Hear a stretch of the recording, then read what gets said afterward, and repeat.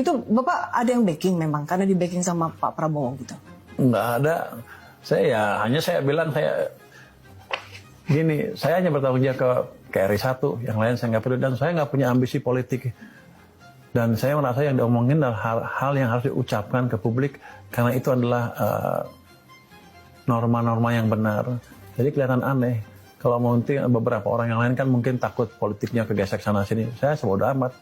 Nanti kalau ada gesekan yang kita beresin. Cari pemecahan yang betul seperti apa. Tapi ground bicara saya adalah data dan pengalaman dan pengetahuan ekonomi. Karena prinsip saya kan betul. Saya ngerti ekonomi dengan betul.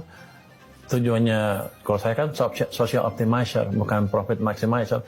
Kalau ekonomi kayak saya tujuannya adalah menyejahterakan semuanya. Kalau bisnismen kan social profit maximizer, menguntungkan diri sendiri.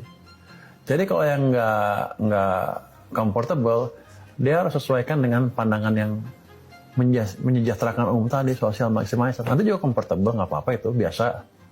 Baru ketemu gesek-gesek, abis itu hilang. Iya. Jadi perbedaan pendapat biasa. Nanti kita cari titik tengahnya yang paling bagus buat rakyat lah. Nggak ada yang salah, orang ngerti. Anggaran itu didesain sebelum saya masuk kan. Udah dipotong banyak. Begitu saya masuk malah, loh ini kebanyakan. Katanya Menteri Dalam Negeri datang ke saya. Ini mesti direvisi ke atas. Berapa Bapak minta? Saya tanya. 43T tambahannya. Ya udah, 43T saya kasih. Tidak saya potong sesen pun. Ketika Pak Menda datang ke saya bilang ya itu kan dari tunggal Menteri Dalam Negeri. Anda protesnya Menteri Dalam Negeri.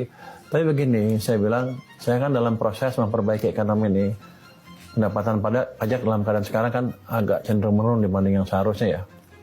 Tapi tahun depan, waktu ekonomi sedang membaik, harusnya pendapatan pajak saya juga akan lebih baik. Saya akan bagikan nanti pertengahan tahun excess dari expected pendapatan pajak, dari yang harapan segini, ini saya akan bagi nih ke pemda-pemda. Tapi Anda bereskan manajemen anggaran di daerah, jangan sampai bocor sana sini. Kalau bocor saya nggak akan kasih juga. Saya nggak ceplos-ceplos.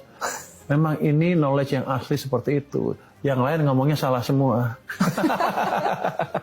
Bapak tuh beberapa kali kan Bapak memang dianggap menyerang pihak tertentu gitu, tapi Bapak kemudian tertawa gitu. Ya saya kan dulu sebelum itu deputi kedaulatan maritim dan energi di maritim. Jadi saya tahu kelemahan mereka apa. Karena saya ngerti betul di lapangan seperti apa.